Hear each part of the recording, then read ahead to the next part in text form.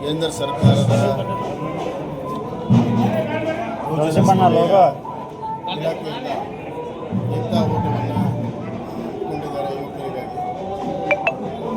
ಈ ಏಕತಾ ಓಟ ಮುಖಾಂತರ ವಿಶೇಷವಾಗಿ ಯುವಕರಿಗೆ ದೇಶದ ಏಕತೆ, ಅಖಂಡತೆ, ದೇಶ ಪ್ರೇಮ, ಸರ್ದಾರ್ ವಲ್ಲಭಭಾಯಿ ಪಟೇಲ್ ಅವರ ಜೀವನ ಆದರ್ಶಗಳು ಎಲ್ಲವನ್ನೂ ತಿಳಿಸುವಂಥ ಪ್ರಯತ್ನ ಈ ಓಟದ ಮುಖಾಂತರ ಆಗ್ತದೆ. ಹಾವೇರಿ ಜಿಲ್ಲೆಯಲ್ಲಿ ಉತ್ಸಾಹದಲ್ಲಿ ಪಾಲ್ಗೊಳ್ತಾ ಇದ್ದಾರೆ. ಅತ್ಯಂತ ಯಶಸ್ವಿಯಾಗಿ ಕಬ್ಬಿನ ಬೆಲೆಗೆ 3,500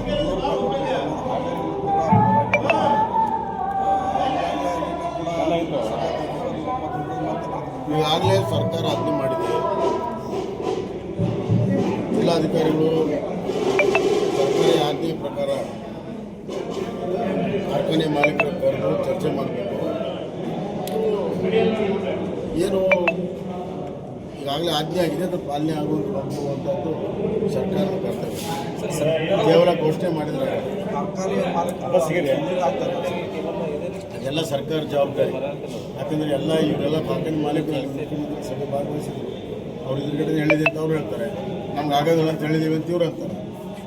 ಮುಖ್ಯಮಂತ್ರಿಗಳ ಸ್ಪಷ್ಟನೆ ಕೊಡಬೇಕಾದ್ರೆ ಅವ್ರು ಏನು ಹೇಳಿದ್ದಾರೆ, ಅವ್ರೇನು ಒಪ್ಕೊಂಡಿದ್ದಾರೆ, ಬರೀ ಹೇಳಿದಾರೋ ಒಪ್ಪಿಸಿದಾರೋ. ಸರಿ, FRP ಮತ್ತು MSP ಅನ್ನು ನಿಗದಿ ಮಾಡ್ತಕ್ಕಂಥದ್ದು ಕೇಂದ್ರ ಸರ್ಕಾರ. ಈ ಭಾಗದಲ್ಲಿ FRP ಕೂಡ ವಂಚನೆ ಆಗ್ತದೆ, ಅನ್ಯಾಯ ಆಗ್ತಾ ಇದೆ. ಅಲ್ಲರಿ, FRP ಇಡೀ ದೇಶದಲ್ಲಿ ಕಬ್ಬು ಆಯಾತ ನಿರ್ಯಾತ ಮಾಡಿರ್ತಾರೆ.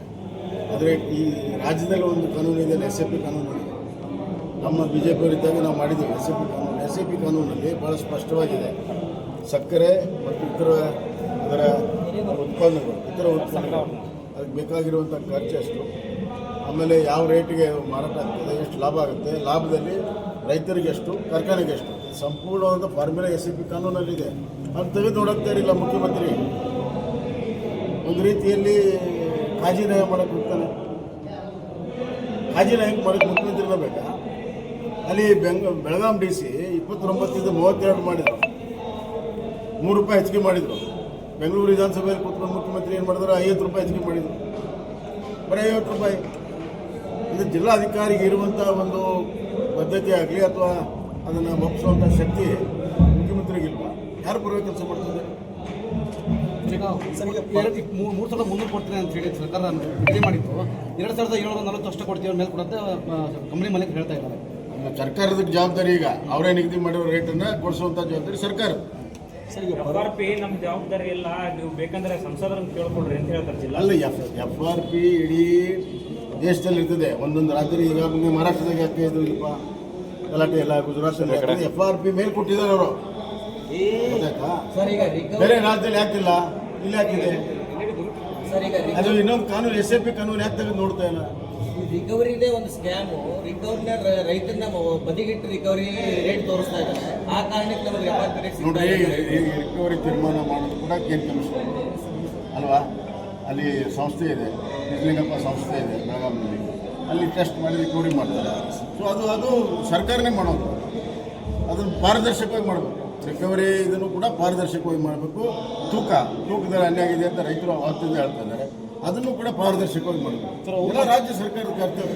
ಅವ್ರು ಮಾಡ್ತಾರೆ ಆರೋಪ ಸರ್. ಬೇರೆ ಜಿಲ್ಲೆಗಳಲ್ಲಿ 11.42 ತೋರಿಸ್ತಾ ಇದ್ದಾರೆ, ನಮ್ಮ ಜಿಲ್ಲೆಯಲ್ಲಿ ಕೇವಲ 9.5 ತೋರಿಸ್ತಾ ಇದ್ದಾರೆ. ಸರ್ಕಾರದ ಕೆಲಸ ರೀ ರಿಕವರಿ ಮಾಡೋದು. ಕೇನ್ ಕಮಿಷನರ್ ಕೆಲಸ. ಕೇನ್ ಕಮಿಷನರ್ DC ಬರೀಲಿ, ಕೇನ್ ಕಮಿಷನರ್ DC ಬರೀಲಿ. ಇಲ್ಲಿ ನಮ್ಮ ರೈತರು ಈ ಥರ ಕಂಪ್ಲೇಂಟ್ ಮಾಡಿದ್ದಾರೆ, ಇದನ್ನು ಮತ್ತೊಮ್ಮೆ ರಿಕವರಿ ಮಾಡಿ ಅಂತೇಳಿ ಸಂಸ್ಥೆ ಕಳಿಸಿ ಬರೀಲಿ. 2 ದಿವಸ ರಿಕವರಿ ಬರ್ತದೆ. Factory owners sir, Belgaum DC, Bijapur DC ಯಾವ ರೀತಿ ಕೆಲಸ ಮಾಡ್ತಾರೆ ಆ ಥರ ಹಾವೇರಿ DC ಕೆಲಸ ಮಾಡಬೇಕು. ಯಾಕೆ ಮಾಡಲ್ಲ? ಯಾಕೆ ಇವ್ರು ರಾಜಕೀಯವಾಗಿ ಏನು ಯಾರು ಹೇಳೋರು ಕೇಳೋರು ಯಾರು? ಫ್ಯಾಕ್ಟ್ರಿ ಓನರ್ಸ್ 8% ಪ್ರತಿ ಟನ್ಗೆ ಕಟ್ ಮಾಡ್ತಾರೆ. ಅದನ್ನು ಕೂಡ ಸರ್ಕಾರ ಯಾವುದು ಕ್ರಮ ತಗೊಂಡಿಲ್ಲ. ರೈತರು ಅದ್ರ ಬಗ್ಗೆ ಎಲ್ಲವೂ ಕೂಡ ಸರ್ಕಾರ ನೋಡಿ ಡೌನ್ ಮಾಡ್ರಿ. ಟೋಟಲ್ ರೇಟ್ ಫಿಕ್ಸ್ ಮಾಡೋದ್ರಿಂದ ಹಿಡಿದು ಎಲ್ಲವೂ ಕೂಡ ರಾಜ್ಯ ಸರ್ಕಾರದ ನಿಯಂತ್ರಣದಲ್ಲಿ. ಇಲ್ಲಿ ಟ್ಯಾಕ್ಸ್ ತಗೊಳ್ತಾರೆ ರಾಜ್ಯ ಸರ್ಕಾರ.